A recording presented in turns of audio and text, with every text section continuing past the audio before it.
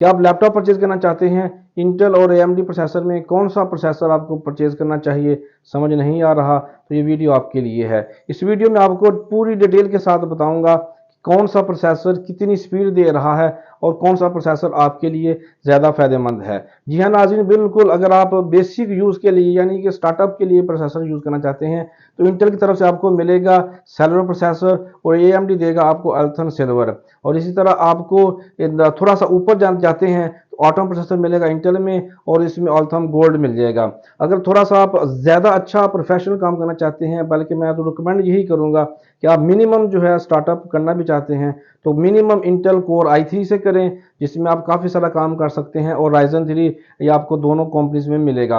अगर आप इससे थोड़ा और ऊपर जाना चाहते हैं जिसमें कोर i5 आएगा इंटेल की तरफ से और राइजन 5 आएगा आपको AMD की तरफ से। इसमें एक जो डिफरेंस होता है कोर i3 और राइजन 3 से कोर i5 और राइजन 5 में, इसमें टर्बो बूस्ट टेक्नोलॉजी जो है वो ऐड हो जाती है, जो कि आपके मल्टीटास्किंग के दरमियान जब आप ज़्यादा काम करते हैं तो आपको सपोर्ट करती है। और थोड़ा और प्रोफेशनल काम करना चाहते हैं, ज़्यादा एडवांस टेक्नोलॉजीज का इस्तेमाल करना चाहते हैं, ज़्यादा हैवी सॉफ्टवेयर और गेम्स का इस्तेमाल करना चाहते हैं तो फिर इंटेल आपको कोर i7 देगा और राइजन आपको राइजन 7 देगा। इसके बाद आता है फिर प्योर गेमिंग और 3D डिज़ाइनिंग के लिए राइजन 9 आएगा और इंटेल की तरफ से कोर i9 आएगा। इसके ऊपर अलग से वीडियो बनाऊंगा। आज की वीडियो में हम इंटेल कोर i3 और Ryzen 3 core i5 Ryzen 5 core i7 और राइजन 7 के अंदर प्रोसेसर जो 13 जनरेशन और 7000 सीरीज में है, यानी कि 7 जनरेशन में जो प्रोसेसर आ चुके हैं मार्केट में, उसके वाले से बात करेंगे। कौन सा प्रोसेसर आपको चूज करना चाहिए बिफोर बाइंग ए लैपटॉप। अगर हम बात करें इंटेल कोर i3 की 13 जनरेशन में तो 13105 कोर्स के साथ 4.5 गीगाहर्ट्ज की स्पीड दे रहा है। 13100 कोर्स के साथ 4.5 गीगाहर्ट्ज की स्पीड दे रहा है। 13156 कोर्स के साथ 4.5 गीगाहर्ट्ज की स्पीड दे रहा है। 13208 कोर्स के साथ 4.5 गीगाहर्ट्ज की स्पीड दे रहा है। 13300 कोर्स के साथ 4.6 गीगाहर्ट्ज की स्पीड दे रहा है। 13200 कोर्स के साथ 4.5 गीगाहर्ट्ज की स्पीड दे रहा है। और इस सारे प्रोसेसर में 10 MB से लेकर 12 MB के कैश मेमोरी भी साथ में मिलेगी।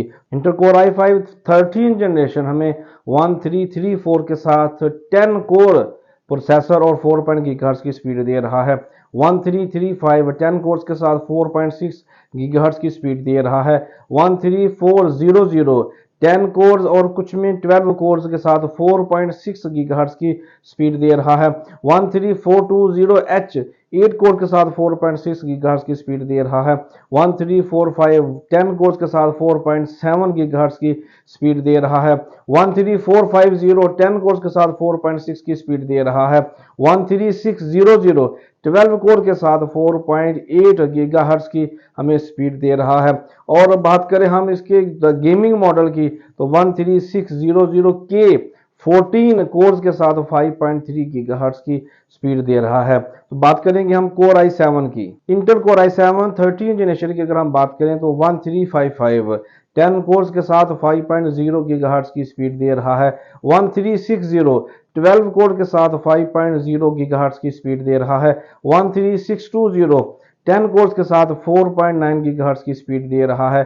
13650 14 कोर्स के साथ आपको 4.9 गीगाहर्ट्ज की स्पीड दे रहा है। और 13650U 10 कोर्स के साथ 5.2 गीगाहर्ट्ज की स्पीड दे रहा है। 13700H and T प्रोसेसर के साथ 16 कोर्स के साथ आपको 5.2 गीगाहर्ट्ज की स्पीड दे रहा है। 13705H 14 कोर्स के साथ 5.0 गीगाहर्ट्ज की स्पीड दे रहा है।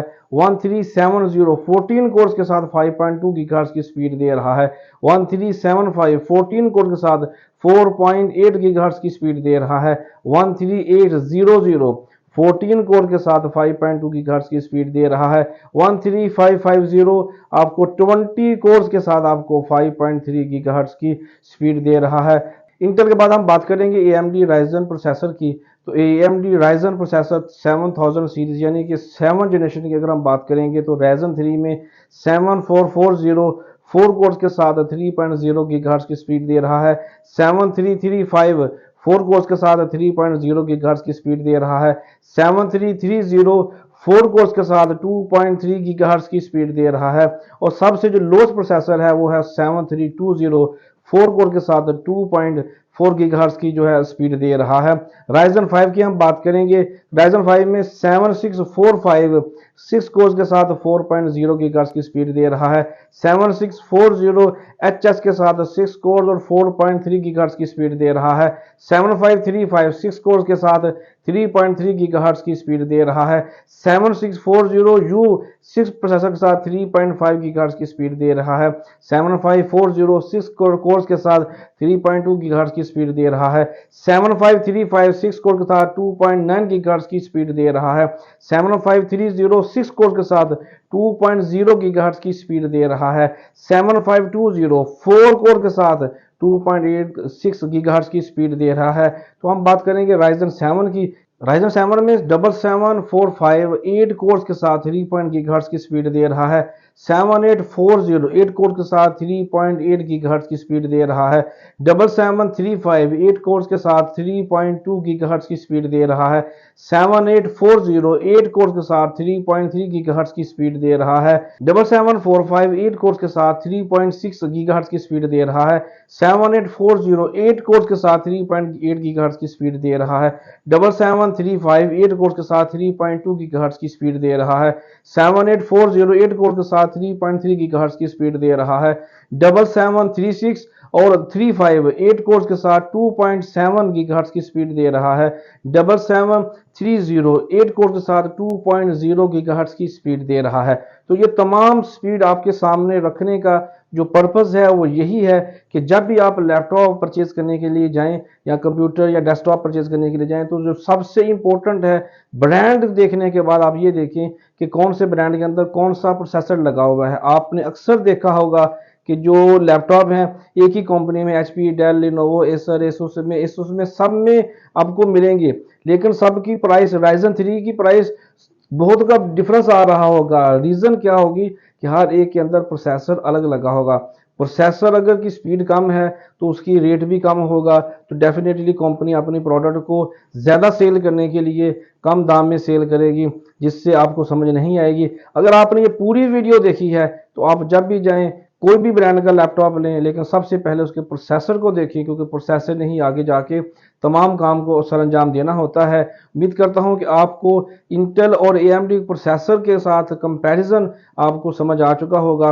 अगर आप बेसिक लैपटॉप यूज़ करना चाहते हैं, आप ज़्यादा काम नहीं है, तो Ryzen 3 कोर i3 दोनों में से प्रोसेसर को देखते हुए आप दोनों में से कोई भी चूज़ करें। मल्टीटास्किंग के लिए आपके पास कोर i5 और Ryzen 5 दोनों ऑप्शन मौजूद हैं। और अगर आपने थोड़ा प्रोफेशनल काम करना है, ज़्यादा स्पीड के साथ काम करना है, ज़्यादा मल्टीटास्किंग पर बात करना है या वेबसाइट के ऊपर जाके आपने काम करना है, तो ज़्यादा काम है तो Ryzen कोर i7 की तरफ जाएं, तो डेफिनेटली आपके लिए बहुत ज़्यादा बेनिफिशियरी रहेगा। उम्मीद करता हूं कि आपको आज की वीडियो पसंद आई होगी। पसंद आई है तो अपने दोस्तों के साथ लाजम शेयर करें।